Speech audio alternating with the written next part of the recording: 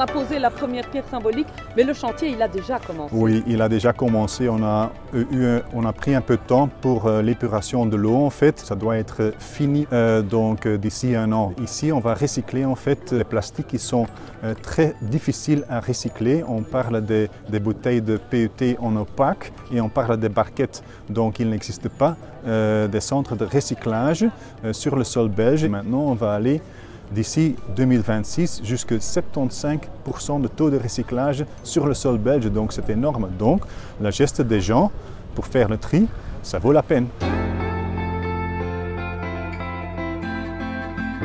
Moi, je suis le directeur du site, donc aujourd'hui, je m'occupe du projet, mais mon vrai rôle, ce sera surtout une fois que les machines seront là, de les démarrer, installer, et puis le jour, s'occuper du personnel, s'occuper de la production, des problèmes de production, etc. etc.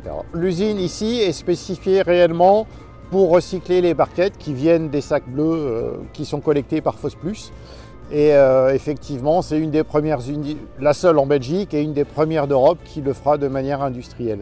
Lorsque tout sera fini, on devrait être à peu près 125, mais on parle au début de 90 personnes sur la première phase. Ce qui est sûr, c'est qu'une grosse partie, ça va être à la production. On tourne 24 heures sur 24, 7 jours sur 7.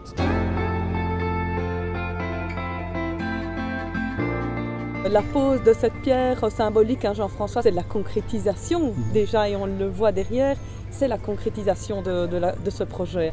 Effectivement, ça matérialise la réalisation et le travail qui a été réalisé par les équipes d'Idelux depuis l'automne 2021, où on a pu accompagner l'entreprise dans tous les aspects, que ce soit pour l'octroi de leur permis, les différentes procédures, les contacts avec les opérateurs comme ORES pour l'approvisionnement en électricité, les SWDE pour l'approvisionnement en eau, les aides à l'investissement.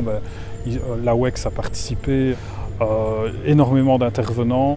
On est quand même sur un investissement total de plus de 100 millions d'euros sur 9 hectares et demi ici de terrain que vous voyez derrière moi. La partie des plastiques qui sont collectés dans les sacs bleus partent dans les centres de tri de FosPlus. Ceux-ci sont triés, reviennent ici pour être recyclés en matière, pour être réintroduits dans l'industrie.